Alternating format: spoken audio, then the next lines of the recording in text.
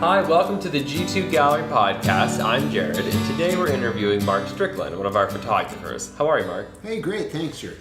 So I want to ask you, I was reading your bio, and it said that you have had over 10,000 dives, deep sea dives. Fortunately, the diving part of it is I find not the most challenging part at all. It's actually among the easier skills to learn, and so quite early on, I think most people find that diving, with certain exceptions, unless it's extreme circumstances or something, the diving part really is not that challenging. Yeah. But as for the underwater photography, that is an ongoing challenge. Yeah. And like anything, the more practice you get, the better. But I feel like there's still plenty of challenges out there, and it's certainly not an easy endeavor. But then again, I guess that helps you appreciate success when it comes along all the more. That's true. You started diving? You said 17 years ago, or you said 17? No, actually longer than that. But it's I did spend 17 seasons working full-time on a live-aboard dive boat, and I was working in the industry prior to that, teaching diving, and I guess I got certified the first year out of high school as a recreational diver, but soon realized that this was going to be an ongoing love and something that I wanted to do, not just as a hobby, but as a profession. Did you, you grew up in California? I actually grew up in Florida. Oh, so you were, okay. And you obviously swam all the time, right? I did. I worked many years as an ocean lifeguard as well, so that I think had a lot to do with just feeling at home in the ocean and feeling real kinship to the ocean inhabitants and so on. What is your inspiration from a photography standpoint?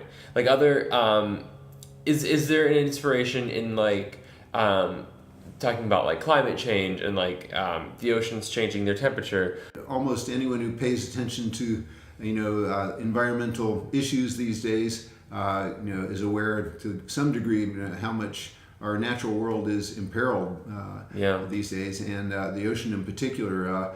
It's in many ways at least as delicate, if not more so, than the terrestrial equivalent, say, of the rainforest and so on. And coral reefs in particular are extremely delicate. They exist within just a very narrow range of temperature and salinity and pH levels and so on, and that doesn't have to get altered very much to really endanger the whole ecosystem. So also issues of overfishing and sharks in particular, of course, a prime example of that, animals that have been overexploited in recent years. And it's not only would it be, I think, tragic for sharks to no longer exist, just because they are such inspiring and amazing animals and so on from an aesthetic standpoint, but they are also crucial to the health of the oceans as a whole. As top predators, they like in terrestrial environments too. If you remove the top predator, the entire ecosystem tends to kind of get out of whack and fall apart. And unfortunately, we are seeing the effects of just that in areas where sharks have been depleted. There are far less of the other species in evidence as well. When did you start loving sharks? Was there ever a moment where you were like, oh, now I trust them, or oh, now I like them, or did you always like them growing up? That's a good question, and I don't know that there ever was any time where I was really in fear of sharks. I certainly continue to respect them and recognize that they are potentially dangerous. But even from the time that my very first shark encounter, it acted pretty much as I have come to expect them to act, which was a bit curious, but also shy. As usual, I was frustrated because I couldn't get close enough for a good look, and it kind of took one look at me and went the other way. And so I was immediately intrigued and curious and wanted to see more. Did you become increasingly more not in a bad way, but aggressive with the sharks, like fearless around them? Is what I meant. I think as an underwater photographer, again, there is no substitute for being physically close to your subject. And in my lust for good images, I think very early on, I realized that there was no substitute for getting closer to them, and that just wasn't going to happen as a kind of sightseeing, swim around sort of diver. Is there a certain kind of technique you have to have when you photograph sharks? Is there, you said you have to be close. Yes. Is there, but because of the way that they're their shape, their body, or their mass? I mean, is there something specific?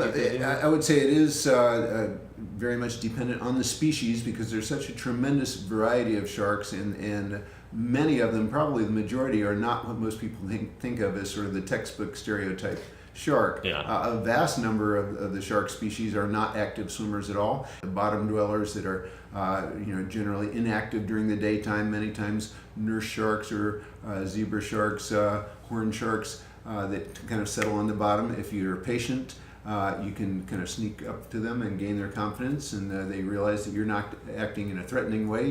You can get close enough without doing anything to entice. Deep sea diving photography.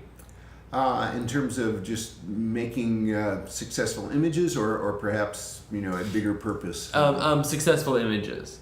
Number one rule of underwater photography in terms of getting good quality is to get physically close to the subject. So that's by far the most important. But in terms of maybe distinguishing oneself, it's seems like the bar is so high nowadays for wildlife photography in general that simply getting pretty pictures of an animal, unless it's something that's just never been seen before, by all means do that. But don't be satisfied just with that. Yeah. And I would say look for opportunities to perhaps document something that hasn't been seen before, or in a fresh and different way. And again, that kind of brings me back to behavior. That in many cases, even if you're seeing the same animals that are frequently photographed, if you have enough patience and observe carefully and learn about your subjects, learn about their habits and lifestyles and so on, you may be able to recognize a behavior that perhaps has not been captured before, or think of a unique or different way to capture it. Right. Well, thank you so much for coming in. I really appreciate this interview. This is Jared from the G2 Gallery Podcast. Please stay tuned. We'll have more podcasts coming for you. Thank you. All thoughts and opinions expressed in this interview were that of the interviewee and not of the G2 Gallery.